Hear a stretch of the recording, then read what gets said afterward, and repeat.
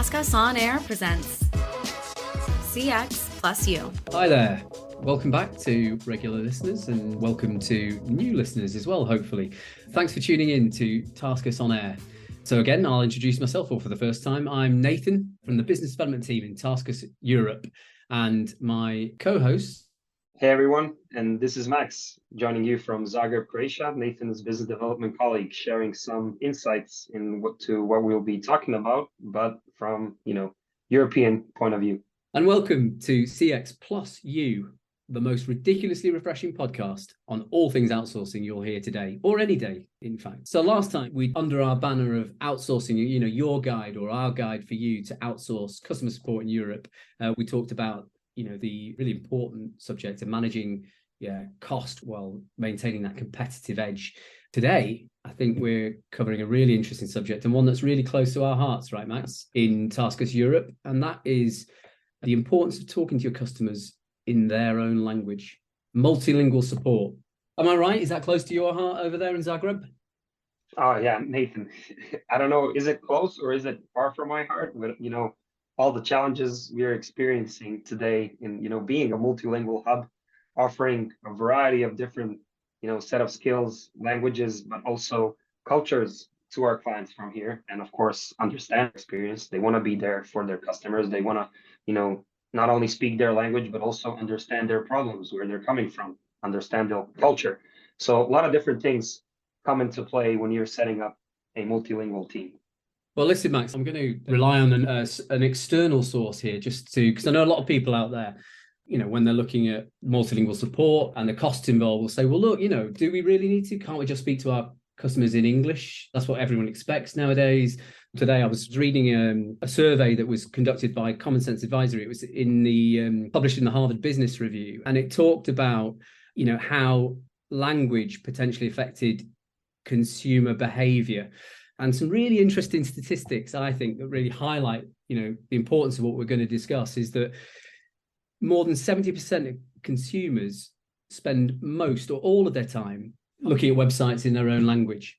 And over 70% of consumers said they'd be more likely to buy a product with information in their own language. And this one, which I think is pretty staggering, is more than 50% of consumers said, the fact that they are able to converse in their own language or be supported in their own language is more important to them when they're thinking about purchasing a product or service.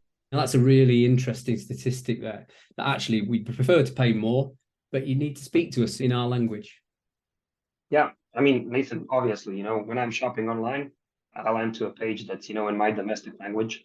I buy this product. Of course, by default, I'm expecting if, I have a certain problem or I want additional information, when I contact the company, I'm expecting to be serviced in my own language. So what you said definitely goes hand in hand when, thinking about your strategy and setting up your customer service operations. I believe what better place, or to talk about this when looking at, your customer service strategy in Europe. Basically, wherever you turn, wherever you go, there's a, different language, different culture. Even people are expecting to be serviced in different channels from market to market. So, really, really interesting more on this topic with you today. Like, obviously, it's important, to personalize, to be there locally for your customers, but, in the background of everything, what's actually happening, what's needed to achieve this, because it doesn't always go hand in hand with, today's challenges that we are facing on the cost side. So, let's say, you're a German company and you have expanded all across Europe and you're offering your products and services, right? So, starting with North, like Scandinavian languages that you need to offer, Norwegian, Finnish, Swedish. I mean, it's not every day where, you're traveling and meeting someone who speaks those languages, let alone that, they work in customer service. So in order to set up a team like this, you really, really need to be a well-branded employer at first to attract talent. And then also you need to be able of, recruiting and retaining these people. I'm sure we'll talk more on this topic, but, there's a lot of challenges that you're facing when trying to set up a multilingual customer service operation. So, what can you do? There's a lot of different things that you can do, but let's start with what do you need to be aware of? So you already are aware that, you need a multilingual team speaking a variety of different languages. Okay, now how do you, lead? How do you manage this team? Because oftentimes the volumes don't normally correlate like from market to market or justify having an entire team size of covering your hours of operation. That's like the number one challenge that we're seeing today, talking with clients and potential clients. Like they are expanding to Scandinavia, introducing Nordics languages. They want to offer, more than 9 to 5, let's say 8 to 8. And, they're also seeing their customers contacting them on the weekends. So you need at least 5 dedicated teammates per each language, to service these countries in the operating hours that you're having. So obviously, if you have the funds, the resources, you can do it from the bat. But then what happens in the background if the volumes don't justify the team size? Like, let's not focus on the cost part for now. So what happens is you have teammates sitting doing their job, but they're not being productive all the time. So they're not having these contacts because the volumes simply aren't high enough. So this necessarily isn't a good thing because they're being unproductive. They're getting used to, having more free time than what they should. But so what can you do to kind of occupy them to keep them productive? So some of the things we do is definitely, we offer translation services for the websites that you mentioned, for all the different products that you're putting out there that you can do. Just 1 second. So you mentioned translation services. Just quickly within that, because I'm thinking of, you're talking about cost, you're talking about able to sort of deliver against all these different languages and loss of productivity potentially because some of the languages just don't have the volume to sustain, the teammates' activity. What about digital solutions to help cope with that? Does a business need to actually employ a team of, human teammates? Can they not just rely completely on a solution like Translate Buddy, TaskUs, translation tool? What are your thoughts on that one? Because I know a lot of businesses will consider that first. Great point, Nathan. So in these situations, what we usually do is, we try to talk to our partners on what's the motivation behind, why do you go into these markets and expect that you need, as you said, like a human team of people for each language? Like, is it a viable option maybe to, if you're just starting at this market, to offer email communication to your clients and then listen to them, collect feedback. And then, maybe you need a phone line. Maybe you don't. Maybe you can introduce a live chat. What's great about written communication, Nathan, is exactly what you said. You can use tools such as Translate Buddy to, when you're assessing a market in their local language. So one of the things I see within, with multilingual support, and is that it's really, again, something similar to what we were discussing in the last podcast, which is that how do you differentiate? And, I was reading this great example about the gaming industry when you talk about, this opportunity to do better or do what your competitors just aren't doing. So the gaming industry, right, brought in $160 billion worldwide in, I think it's 2020. So it's one of the largest sectors for the entertainment industry. And I know this is really relevant for us, right, Max, because we've got so many great, gaming clients that we work with. So almost half that revenue, about 45%, came from international sales for the different gaming companies.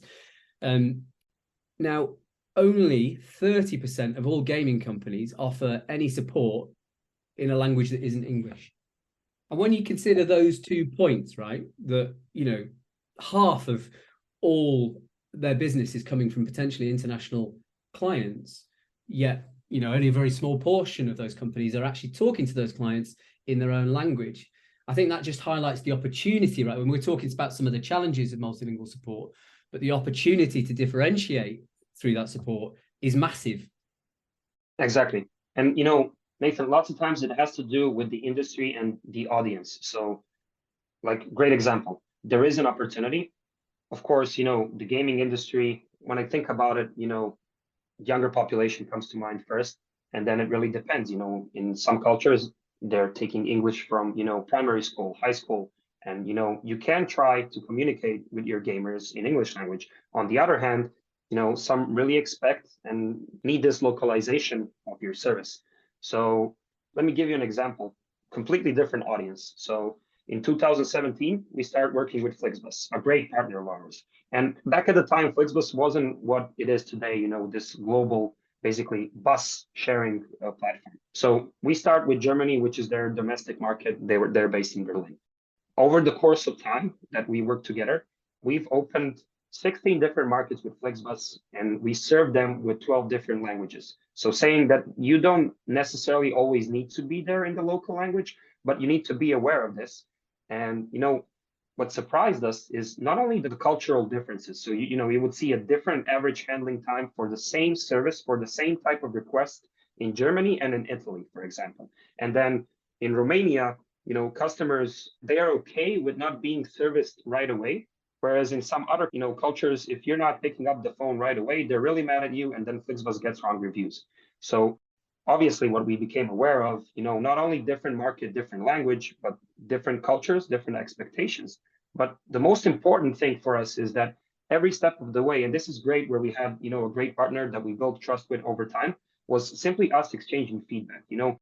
Daily, weekly meetings with their team, sharing the stuff that we learned. And then all of this that we learned, all the challenges that we anticipated, all of the walls that we had to, find ways to go over, we collected all of this information and expanded our knowledge base. Now, it's not necessarily that what you learn in France, you can implement in Sweden, but what you can do is you can look at, what's behind this, and you can understand where the problem came from. And now you're aware of it when entering a new market.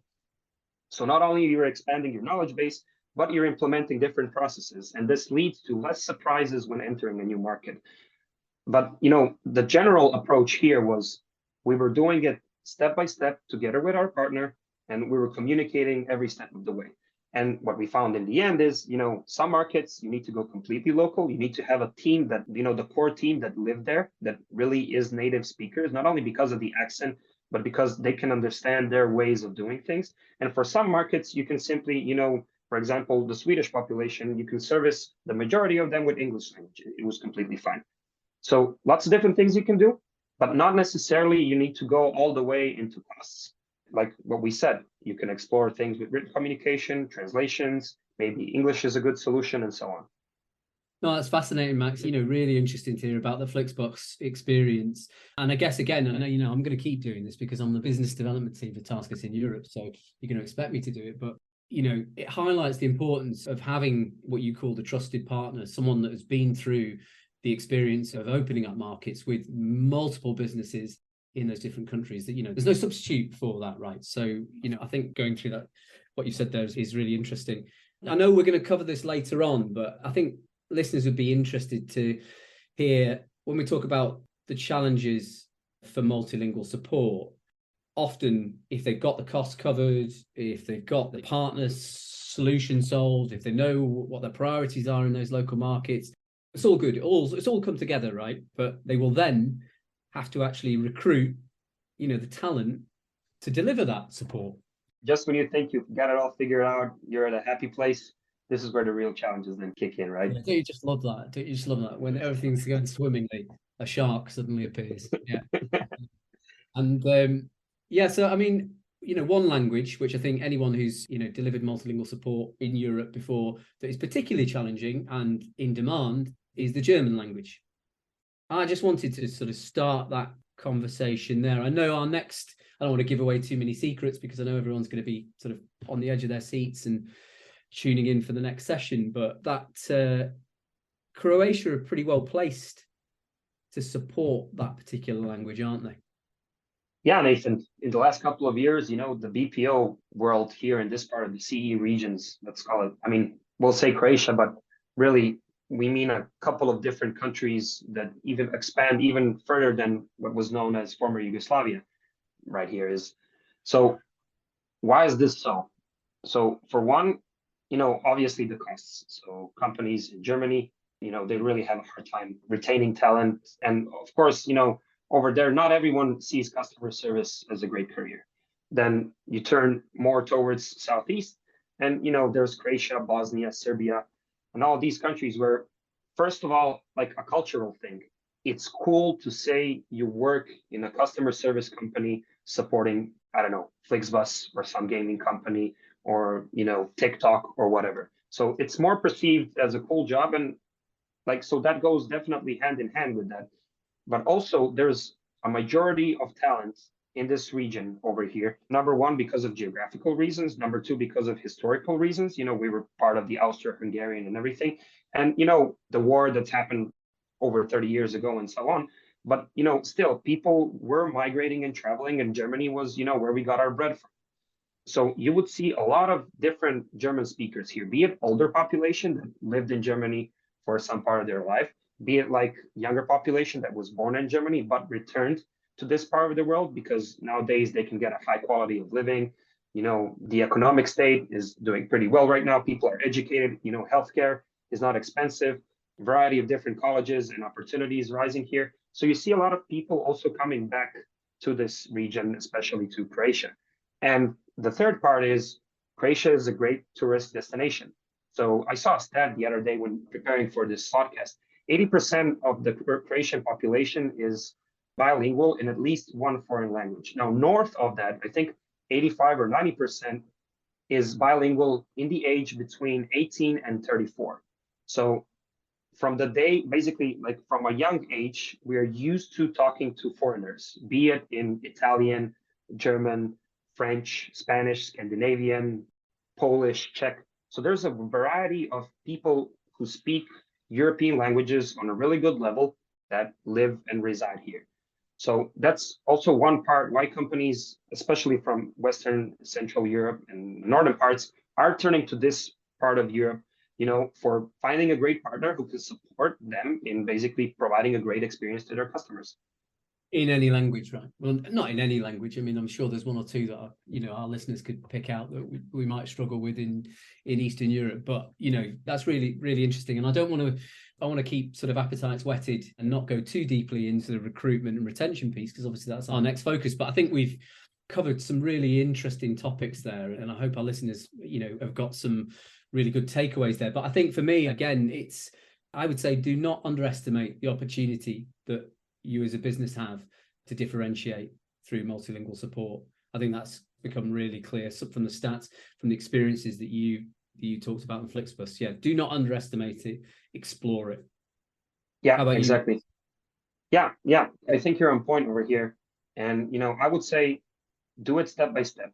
If you're doing it alone or you're doing it together with a partner for obvious potential cost saving reasons, or by leveraging digital in some cases, do it step by step. Collect the data, listen to your customers, exchange feedback with your internal team, with your frontline, with your partner's frontline, and then make decisions. I think that's some really great takeaways there. And I've really enjoyed it, Max. I think we should do this professionally or something, because I want to go into radio journalism and I want to do it with you. Might be you're onto here something. Next time we'll do this podcast in German. That's what we're talking about multilingual support. Here we are banging away in English and you speak Croatian and probably several other languages. It's not right.